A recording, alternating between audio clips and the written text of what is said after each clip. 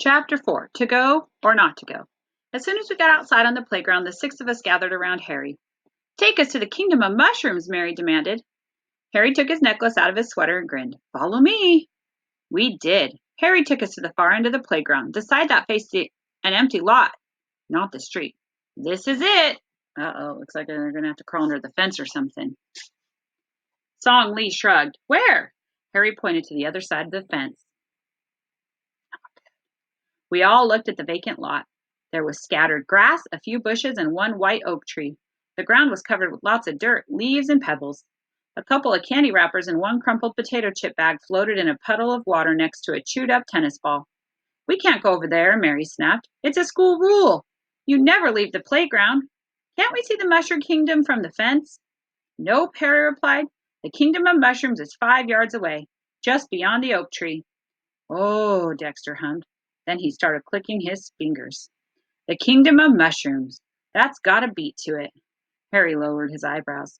Haven't any of you ever gotten a ball from the other side of the fence? I did once, I admitted. In first grade, I crawled under this very fence and got our kickball. The teacher didn't seem mad at all. She just said, Don't do it again. I think she was glad I got our red ball back. When I pointed to the fence where the wire was pushed back, everyone noticed there was an opening big enough for someone to crawl under. I'm not going under there, Mary said, crossing her arms. Chicken? Harry replied. I'm not a chicken, Sidney said, yanking his yarn necklace out from under his jacket. I think he was trying to copy Harry. I'm tough. Me too, Dexter replied. When Elvis was in the army, he had to go into dangerous territory. I'm ready. Harry looked at the girls. Ida had the same question I did. What if someone sees us, she asked. I don't want to get in trouble. No one will see you, Harry insisted. That's the beauty of my plan. What plan? I asked. Harry answered right away. You guys go one at a time. I'll be waiting for you on the other side.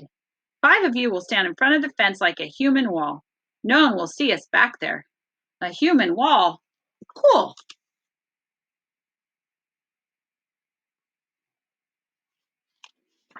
Dexter replied. Then he added a bebop-boo, bebop-be-doo. I could tell Song Lee was curious about the kingdom of mushrooms. Her fingers were curled around the wire fence and she gazed longingly at the other side. But I also knew Song Lee had never broken a school rule before. Why don't we go after school, she suggested. Harry shook his head.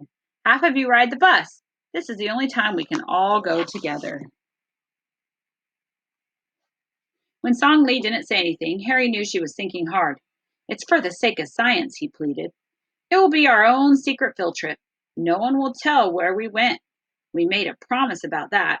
We're not going to Timbuktu, just a couple of yards beyond the fence. Mary put her hands on her hips. 5 yards is not just a couple of yards, Harry Spooger, she barked. What kind of mushrooms are in the kingdom anyway? Ordinary ones like the kind in tuna noodle casserole? I'm not going under the fence to see those boring beige ones. Harry pointed a finger at Mary. I guarantee you the mushrooms are not ordinary, and they're not boring. They're stinkhorns. Stinkhorns, we replied. They're slimy and smelly, too, Harry added. Mary took a step back. I bet I'll hate them. Harry nodded. Probably, but if you hate them, you'll have something to write about. Mary made a tent with the tips of her fingers. She mumbled, tapping them slowly together. Miss Mackle's expecting a story from me this afternoon. And it would be something different. I don't want to let her down.